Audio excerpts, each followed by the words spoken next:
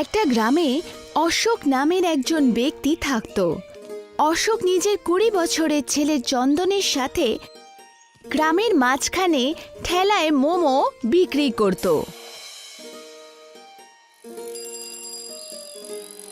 একদিনের গল্প। অশোক চন্দনের সাথে কাজে যাচ্ছিল।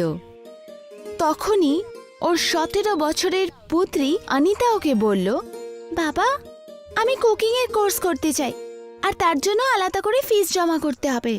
আরে এটা আবার কি নতুন ঝামেলা নিয়ে এলে তুমি? বাবা, কুকিং মানে হচ্ছে খাবার বানানোর কোর্স। আরে আমাদের সময়কালে তো এইসব আজে বাজে কথা কখনো হয়নি, বুঝেছো? আরে তোমার মা এত ভালো রান্না করে, তাহলে তুমি এরকম একটা আজে বাজে কোর্স করার কি দরকার? আমি তোমাকে শুধু শুধু পয়সা দিতে পারবো না। হ্যাঁ, অশোকের কথা শুনে ওর বউ বিন্দু ওকে বলল, আরে তোমার যুগ কিছু অন্য ছিল, এখন যুগ বদলেছে, তুমি তোমার মেয়ের মন ভেঙো না। তাহলে খুকিকে রেস্টুরেন্টে গিয়ে খাবার তৈরি করবে তো? আরে নিজের শ্বশুর বাড়িতে উনুনে গিয়ে রান্না করলেই হবে। আর এমনিতেই এই বছরে আমি ওকে পড়াশোনা থেকে ছাড়িয়ে দেব। এইটুকু বলতেই অশোক নিজের ছেলে চন্দনের সাথে গ্রামে নিজের মোমো বিক্রি করতে চলে এলো। অশোক যখনই ওখানে এসে পৌঁছালো, তখনই সেখানে গ্রামের পঞ্চায়েত প্রধান এলেন। কি খবর ভাই অশোক, কেমন আছো তুমি? ঈশ্বরের দয়ায় প্রধানমশাই ভালোই। তোমার বাবা চন্দন এখন অনেক বড় হয়ে গেছে, এখন তোমাকে তো আর ওর বিয়ে দিয়ে দিতে হবে, তাই না? আর এমনিতেই কাজকর্ম সাহায্য করছে তোমাকেও। তা আপনি ঠিক কথাই বলছেন, কিন্তু আমি তো চাই যে আমি আমার মেয়েকে আগে অনিতার বিয়েটা দিয়ে দিই। আরে অনিতার তো এখন বয়স হবে 17 বছর হয়েছে অশোক, তাই সবার আগে তুমি ওকে পড়াশোনা থেকে বন্ধ করিয়ে দাও, বুঝলে? কারণ মেয়েগুলোকে পড়াশোনা করালে কোনো লাভ হয় না, বুঝতে পেরেছো? এখন মেয়েরা পড়াশোনা করেও যদি কিছু হয়ে যায়, তাহলে বাবাকে তো সাহায্য করেই না, বরং নিজের স্বামীর পাশে গিয়ে দাঁড়ায়, বুঝেছো? বাবা ওর বিবাহের জন্য এত ধারের মধ্যে চাপা পড়ে যায়, আর পুত্র সব সময় মা বাবাকে সেবা করে, বুঝেছো? আপনি একদম ঠিক কথাই বলছেন প্রধান মশাই। আজকে আমি আমার বউকে তো এই কথাটাই বলছিলাম যে আমি খুব তাড়াতাড়ি অনিতাকে স্কুল থেকে বের করে দেব। হ্যাঁ, পরের দিন অনিতা স্কুল যাবার জন্য তৈরি হচ্ছিল। তখনই অশোক অনিতাকে বলল, আরে আজ থেকে তোমার স্কুলে যাওয়ার কোনো প্রয়োজন নেই, ঠিক আছে অনিতা? এখন থেকে তুমি বাড়িতে রান্না বান্না সামলাও, বুঝতে পারছো? অশোকের কথা শুনে বিন্দু খুব রেগে গেল। এটা কি তুমি অশিক্ষিতদের মতো কথা বলছো? আরে মূর্খের মতো কথা আমি বলছি না, এমনিতেও কালকে অনিতার বিয়ে হয়ে যাবে, তাই না? তাহলে পড়াশোনা করে ওর কি লাভ হবে আমাদের, বলো তো? হ্যাঁ, তুমি সব সময় অনিতার থেকে চন্দনকে বেশি গুরুত্ব দিয়েছো। তুমি চন্দনের ভালোবাসায় এতই মন্ত্রমুগ্ধ, তুমি চন্দনের মধ্যে কোনো খামতি দেখতে পাও না। তুমি কি কখনো জিজ্ঞেস করেছো যে চন্দন মাঝরাতে কোথা থেকে আসে, কোথায় যায়, কি করে? আরে চন্দন ছেলে বিন্দু, আর ছেলেরা বিকেলের পরে বাড়িতে থাকে না, বুঝেছো? বরং ও নিজেদের বন্ধুদের সাথে খেলা করে গিয়ে। মাসের মধ্যে 10 দিনই শুধু ও কাজে যায় তোমার সাথে, আর বাকি 20 দিন শুধু ঘোরাঘুরি ছাড়া আর কিছুই করে না। পড়াশোনা তো কখনো ওর মাথাতেই ঢোকেনি। নিজের বইয়ের কথা শুনে অশোক রেগে গিয়ে চন্দনের সাথে গ্রামের ওই জায়গায় এলো ঠেলা নিয়ে, যেখানেও থাকে। আর রেগে গিয়েও চন্দনকে বলল, আমি জানি তোমার মার খুব জেদ, জানো তো? অনিতাকে পড়াশোনা করাতে চায়, কোনোভাবে স্কুল ছাড়াবে না ও। আমি একটা জিনিস বুঝতে পারছি না বাবা, যে মা আমার সাথে এরকম শত্রুতা কিসের? ও তো সবসময় আমার বিরুদ্ধে আপনাকে উস্কানি দেয়, কেন বলো তো? আরে তুমি রাগ করো না বাছা, ও তো জানে না আসলে ব্যাপারগুলো, যে পুত্রই মা বাবাকে সারা জীবন সাহায্য করে যায়, পুত্রীরা তো পরের বাড়িতে চলে যায়। সময় এইভাবেই কেটে যাচ্ছিল। একদিন অশোক ঠেলা নিয়ে ওখানে পৌঁছালো। তখনই গ্রামের নামের একজন পঙ্কজ ব্যক্তি অশোকের কাছে এসে বলল, জমিদার বাবু তোমাকে ডেকেছে অশোক। জমিদার বাবুর আমাকে কি দরকার পড়লো? সেটা তুমি ওনাকে গিয়ে জিজ্ঞাসা করে নিও। অশোক তৎক্ষণাৎ জমিদারের বাড়িতে এসে পৌঁছালো। জমিদার অশোকের দিকে তাকিয়ে বলল, তোমার খোকা মিথ্যে কথা বলে গত 2 বছর ধরে আমার কাছে পয়সা নিয়ে যাচ্ছে। এখনো পর্যন্ত পুরো 10 লক্ষ টাকা ধার আমার কাছ থেকে নিয়েছে। কি ধরনের মিথ্যে কথা বলেছে ও? এটাই তোমার নাকি ক্যান্সার আছে আর ও তোমার চিকিৎসা করাচ্ছে নাকি?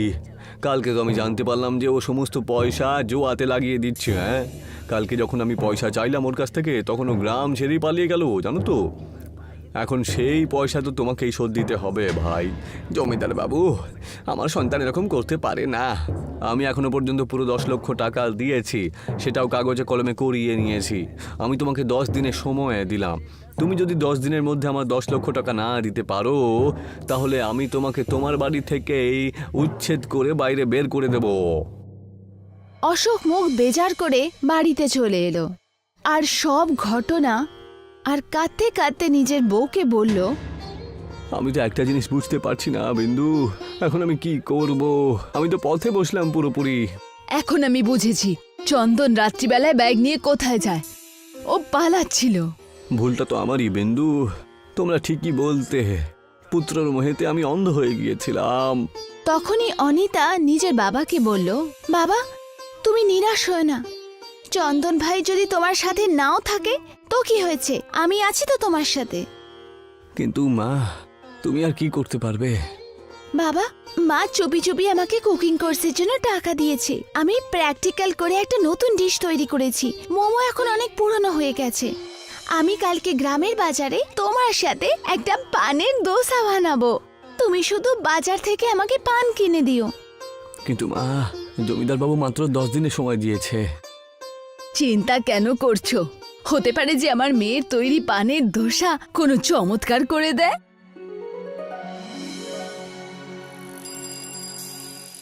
পরের দিন অশোক অনেকগুলো পান অনিতাকে নিয়ে এসে দিল।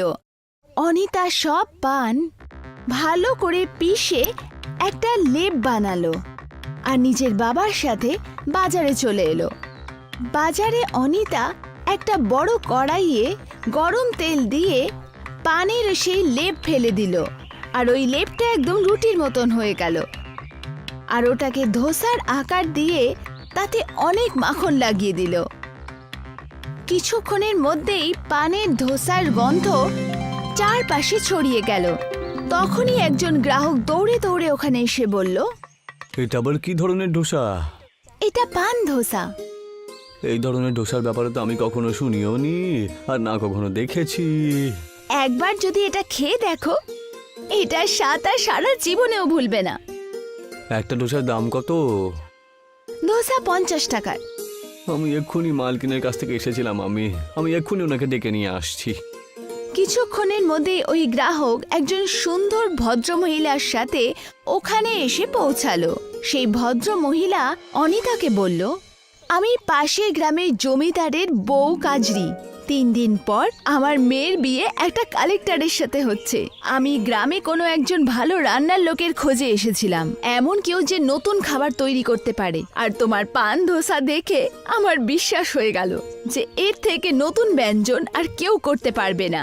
তুমি কি আমার সব বরযাত্রীর জন্য পান ধোসা তৈরি করতে পারবে? হ্যাঁ হ্যাঁ, করতে পারবো তো। শুধু আপনি একবার আমাকে সুযোগ দিয়েই তো দেখুন। ঠিক আছে, যদি তোমার তৈরি করা পান ধোসা আমার আসা সব বরযাত্রীদের ভালো লাগে, তাহলে তোমাকে আমি এই কাজের 15 লাখ দেব। চলো আমার সাথে। অনিতা নিজের মা বাবাকে নিয়ে কাজরির সাথে ওদের গ্রামের তৈরি মহলে চলে গেল আর পান ধোসা তৈরি করতে লেগে গেল।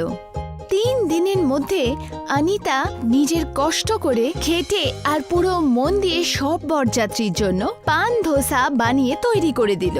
এক বরযাত্রী পান ধোসা খেয়ে চিৎকার করে বলল, আমি ভারতে সব জায়গায় ডোসা খেয়েছি, কিন্তু এর থেকে ভালো সুস্বাদু ডোসা আমি কখনো জীবনে খাইনি। সবারই অনিতার তৈরি পান ধোসা খুব ভালো লাগলো। এটা দেখে কাজরি খুব খুশি হয়ে বলল, অনিতাকে বলল, তুমি খুবই ভালো মেয়ে। তোমার জায়গা এখানে নেই, বরঞ্চ কোনো 5 স্টার হোটেলে থাকার মতন। আমি তোমাকে 15 লাখ টাকা দেয়া ছাড়া শহরের টপ 5 স্টার হোটেলে পান ধোসার কন্ট্রাক্টও দিতে পারবো। কাজরি অনিতাকে 15 লাখ টাকা দিল। অনিতা সব টাকা নিজের বাবাকে দিয়ে দিল। বাবা, এই টাকার ওপর তোমার অধিকার। নিজের মেয়ের কথা শুনে অশোকের চোখে জল চলে এলো। খুকি, আমি তোকে সারা জীবন সবসময় বোঝ মনে করতাম, আমি সবসময় এটাই ভাবতাম যে পুত্ররাই সবসময় মা বাবার পাশে দাঁড়ায়, কিন্তু আমি ভুল ছিলাম। আজকে আমি বুঝে গেছি যে বিপদের সময় যদি কেউ কাজে এসে থাকে সেটা শুধুমাত্র কন্যা। অশোক সোজা জমিদারের মহলে গিয়ে টাকা দিয়ে বলল, জমিদার বাবু, এই নিন আপনার 10 লক্ষ টাকা। আমি জানতাম অশোক যে তুমি এত তাড়াতাড়ি 10 লক্ষ টাকা কিভাবে রোজগার করলে। ঈশ্বর তোমার মতন মেয়ে যেন সবাইকে দেয়। কিছুদিনের মধ্যেই অনিতা শহরের একটা সবথেকে বড় 5 স্টার হোটেলে পান ধোসা বানানোর কন্ট্রাক্ট পেয়ে গেল। আর অশোকের দিন বদলে গেল।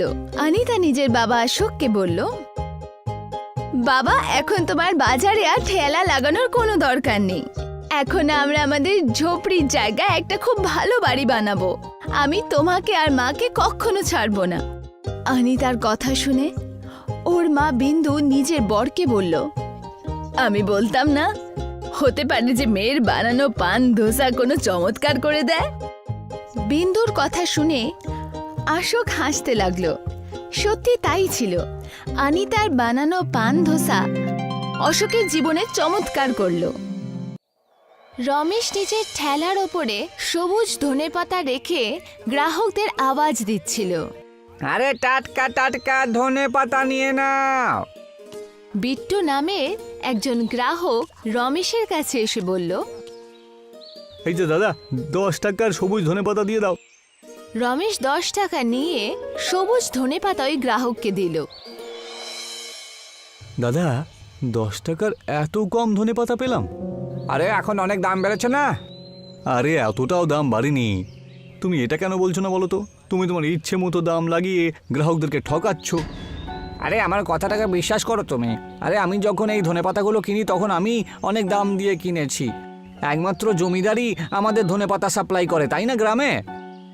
রমেশের কথা শুনে বিট্টু আরেকজন দোকানদারের কাছে এলো আর দোকানদারকে 10 টাকা দিয়ে বলল, দাদা, 10 টাকার ধনেপাতা দিন তো। দোকানদার বিট্টুকে 10 টাকায় ধনেপাতা দিয়ে দিল। বিট্টু সেই ধনেপাতা নিয়ে রমেশের কাছে এসে বলল, তুমি আমাকে 10 টাকার অল্প ধনেপাতা দিয়েছিলে, আর ওই দোকানদার তো আমাকে 10 টাকার এতগুলো ধনেপাতা দিয়েছে। দাও, আমার পয়সা আমাকে ফিরিয়ে দাও। তোমার ধনেপাতা আমি কিনতে চাই না। আর শুধু আমিই না, এই গ্রামের কেউ আর তোমার কাছ থেকে ধনেপাতা কিনবে না। আরে তুমি তো লুটপাট করছো ভাই। বিট্টু রেগে গিয়ে ওখান থেকে চলে গেল। রমেশ সন্ধেবেলায় নিজের বাড়িতে গিয়ে নিজের বউ স্বাতির সাথে কথা বলতে শুরু করলো।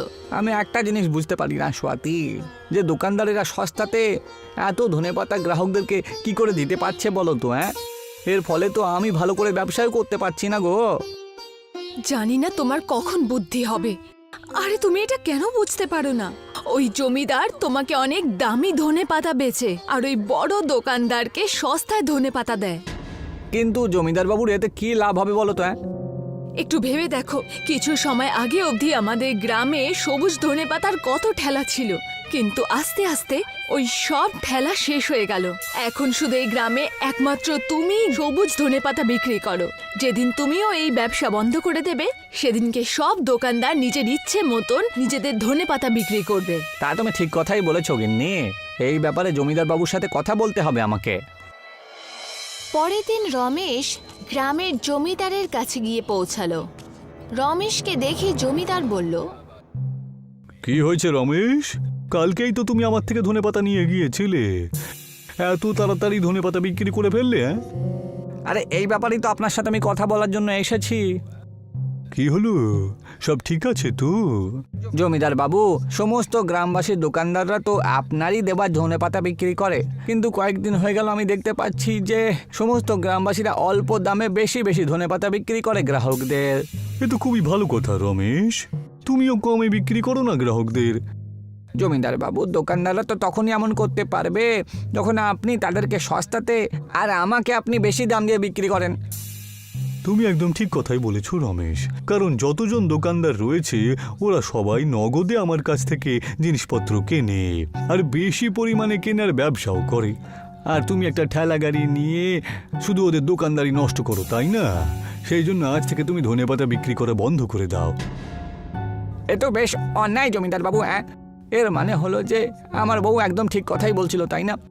আপনি ছোট দোকানদারদেরকে নষ্ট করে দিয়ে বড় দোকানদার হয়ে সবকিছু সাহায্য করছেন, তাই না? তোমার এত সাহস কি করে হলো আমার সাথে এইভাবে কথা বলার? আজ থেকে তোমাকে ধনেপাতা আমি আর দেবো না। হ্যাঁ, যাও যাও, গিয়ে অন্য কোনো ব্যবসা করো, যাও তো। জমিদার রমেশকে অপমানিত করে নিজের মহল থেকে বার করে দিল। পরের দিন থেকে রমেশ ঠেলা লাগানো বন্ধ করে দিল, আর বড় দোকানদাররা নিজেদের ইচ্ছে মতো বিক্রি করা শুরু করলো। কিছুদিন পর বিট্টু একজন দোকানদারের কাছে সবুজ ধনেপাতা নেয়ার জন্য এলো। আমাকে 10 টাকা ধনেপাতা দাও। দোকানদার খুবই সামান্য ধনেপাতা বিট্টুকে দিয়ে দিল। আরে এ কি, 10 টাকার এত কম ধনেপাতা? আরে যা পয়সা দিয়েছো তাতে তো তুমি এইটুকুই পাবে। তুমি কি জানো ধনেপাতার দাম অনেক আকাশ ছোঁয়া? আরে এত ধনেপাতা আমি কিনতে পারবো না। তাহলে তুমি ধনেপাতা ছাড়াই খাবার খাও। রমেশ এই দৃশ্যটাকে খুব মন দিয়ে দেখছিল। ও নিরাশ হয়ে নিজের ঘরে গিয়ে এসে বসে পড়ল। তখনই গ্রামের বলিয়া নামের একজন বৃদ্ধ ওখানে এসে পৌঁছালো। আরে বলিয়া কাকু, হঠাৎ করে এখানে এলেন, কি ব্যাপার? তোমার সাথে জমিদার বাবু খুবই অন্যায় করেছে। জমিদার বাবুর এমন করাটা উচিত হয়নি।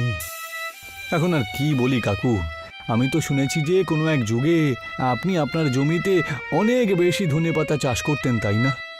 আরে সেই সময় তো আমি দোকানদারদেরকে ধনেপাতা ফ্রিতেই দিয়ে দিতাম। কিন্তু এখন তো সময় পাল্টে গেছে কাকু। আরে সময় পাল্টাতে পারে, এতে কোনো সন্দেহ নেই বাবা, কিন্তু ধনেপাতার ওই জাদু এখনো গ্রামবাসীদের মুখে রয়েছে। এটা শুনে রমেশ খুব চমকে উঠল। আমি আপনার কথা ঠিক করে বুঝতে পারলাম না কাকু। রমেশ, গ্রামবাসীদের সমস্ত লোকজন মনে করে যে আমি আমার জমিতে ধনেপাতা আগে চাষ করতাম, কিন্তু এটা তো সত্যি নয়। আসল ব্যাপারটা হলো ওই সময় আমি ধনেপাতা একটা গ্রাম থেকে নিয়ে আসতাম, বুঝলে, যেটা একটা জাদুর গ্রাম। ওই জাদুর ধনেপাতা গ্রামের দরজা কোথায় খোলে সেটা শুধু আমি জানি। আমি চাই তুমি ওই জাদুর ধনেপাতার গ্রামে যাও আর ওখান থেকে ধনেপাতা নিয়ে এসে সমস্ত গ্রামবাসীদেরকে ফ্রিতে বিক্রি করে দাও। তারপরে তুমি চমৎকার দেখতে থাকবে। বলিয়া কাকু, আপনি আমার সাথে মশকরা করছেন না তো? না না, মস্করা না। আমাদের গ্রাম থেকে কিছুটা দূরে একটা পুকুর রয়েছে, ভূত প্রেতের নামে সবসময় বিখ্যাত ওইটা। ওই পুকুরে তুমি ঝাঁপ দিও, তুমি নিজেই জাদুর ধনেপাতার গ্রামে পৌঁছে যাবে। আর হ্যাঁ, এই রহস্য জানো তুমি আর কাউকে বলো না। এইটুকু বলেই বলিয়া চাচা সেখান থেকে চলে গেল।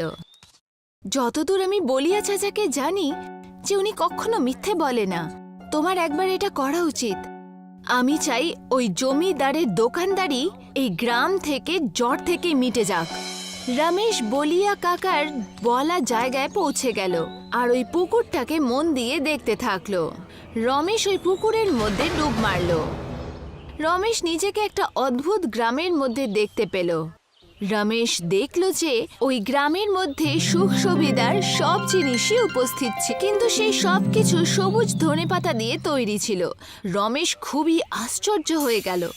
এ তো বেশ অদ্ভুত একটা গ্রাম দেখছি। হ্যাঁ, এখানকার সব জিনিস দেখছি ধনেপাতা দিয়েই তৈরি রয়েছে। হ্যাঁ, তখনই রমেশের কানে একজন ব্যক্তির আওয়াজ এলো।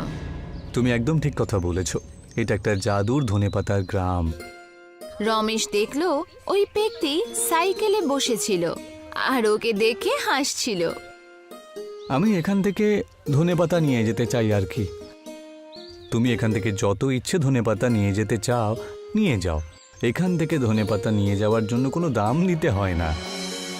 রমেশ অনেক ধনেপাতা নিয়ে পুকুরের ধারে এসে পৌঁছালো আর পুকুরের মধ্যে ডুব দিল। পুকুরের মধ্যে ডুবতেই নিজের গ্রামের মধ্যে প্রবেশ করে গেল। আরে বাহ, জাদুর ধনেপাতার গ্রাম থেকে তো আসা যাওয়ার রাস্তাটাও বেশ অদ্ভুত দেখলাম। হ্যাঁ, বেশ সহজ। এবার আমি প্রতিদিন ওখান থেকে ধনেপাতা নিয়ে এসে গ্রামবাসীদেরকে ফ্রিতে খাওয়াবো। রমেশ ওই দিনের পর থেকে গ্রামে বিনামূল্যে ধনেপাতা বিক্রি করতে থাকলো। কিছুদিন পর একজন গ্রাহক রমেশকে এসে বলল, আরে রমেশ, এখানকার ধনে পাতাতে কোনো ওষুধ টষুধ মেশানো আছে নাকি? না তো, কেন কিছু হয়েছে? সব কিছু ঠিক আছে তো? আরে আমার বউয়ের পেটে খুব ব্যথা থাকতো, কিন্তু যবে থেকে তোমার তৈরি এই ধনে পাতা খেতে শুরু করলো না, তবে থেকে সে একদম ঠিক হয়ে গেছে গো। এইটা বলে ওই ব্যক্তি রমেশকে অনেকগুলো টাকা দিয়ে চলে গেল।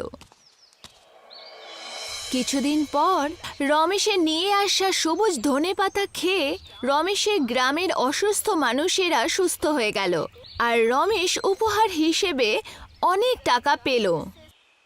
জমিদার রেগে ফেটে গেল আর নিজেই নিজেকে বলল, আরে এই 2 পয়সার রমেশটা নিজেকে কি মনে করে? আরে ওর জন্য তো আমার পুরো ব্যবসা একেবারে লাটে উঠে গেল। আমি ওকে ছাড়বো না, আমি ওকে উচিত শিক্ষা দিয়েই ছাড়বো। এইটুকু বলেই জমিদার রেগে গিয়ে বাজারে ওই জায়গায় পৌঁছে গেল যেখানে রমেশ নিজের ঠেলা লাগাতো। রমেশ, তোর জন্য আমার ব্যবসা লাটে উঠে গেছে। আমি তোকে কাল পর্যন্ত সময় দিলাম, এই গ্রাম ছেড়ে এখান থেকে চলে যা, না হলে আমার থেকে খারাপ আর কেউ হবে না। রমেশকে কিছু করার আগে একবার ভালো করে মনে রাখবেন। কি বলতে চাইছো তুমি? রমেশের নিয়ে আসা ধনে পাতা খেলে পরে গ্রামের লোকজনের রোগ সব একেবারে ঠিক হয়ে যাচ্ছে, আর রমেশ আমাদের কাছ থেকে ধনে পাতার কোনো পয়সাও পর্যন্ত নেয় না। আরে তোমরা পাগল হয়ে গেছো? আরে ও ফ্রিতে ধনেপাতা দেয় ঠিকই, কিন্তু গ্রামবাসীদের কত মূর্খ লোকেরা ওর হাতে অনেক পয়সা দিয়ে চলে যায়, বুঝেছো? সেটা কখনো তুমি ভেবে দেখেছো কি? কারণ ওদের পরিবারে যে অনেক দিন ধরে রুগ্ন রয়েছে, এই ধনে পাতা খাবার পরে সব ঠিক হয়ে গেছে গো। আরে কোনো পাগল হলে নাকি? কখনো ওকে জিজ্ঞাসা করেছো কি যে প্রতিদিন এত ধনেপাতা ও কোথা থেকে নিয়ে আসে? জিজ্ঞাসা করেছো? আমার তো বিশ্বাস যে এ নিশ্চয়ই কোথা থেকে চুরি করে নিয়ে আসে। সেই সময় ওখানে প্রচুর লোকের ভিড় একত্র হয়ে গেল। ওই ভিড়ের মধ্যে থেকে একজন ব্যক্তি জমিদারকে বলল, আরে যেখান থেকেই আনুক না কেন, তাতে আমাদের কি এসে যায়? আমরা শুধু এটুকুই জানি যে ওর ওই ধনেপাতা খেলে পরে আমাদের অসুখ ঠিক হয়ে যায়। এখন থেকে আপনি সোজাসুজি চলে যান জমিদার বাবু, আপনি না হলে এই ভিড় কিন্তু দেখতে পাচ্ছেন তো আপনি, তোমাকে মারার জন্য সবাই একত্রিত হয়েছে কিন্তু। ভিড় দেখে জমিদার খুব ভয় পেয়ে গেল আর ও চুপচাপ ওখান থেকে চলে গেল। জমিদার এত ভয় পেয়ে গেছিল যে পরের দিনও গ্রাম ছেড়েই চলে গেল। রমেশের বউ স্বাতি রমেশকে বলল, আমি তোমাকে বলেছিলাম না যে বলিয়া চাচা কখনো মিথ্যে বলেন না। তুমি একদম ঠিক কথাই বলেছিলে স্বাতি। তখনই বলিয়া চাচা এসে উপস্থিত হলো আর রহস্যময় ভাবে হেসে রমেশের দিকে তাকিয়ে বলল, কি বলেছিলাম আমি তোমাকে? ওই জাদুর ধনেপাতার গ্রাম থেকে ধনেপাতা নিয়ে আসার পরে ওর চমৎকার তুমি দেখতে পাবে। বলিয়া চাচার কথা শুনে রমেশ আর ওর বউ দুজনে হাসতে শুরু করলো।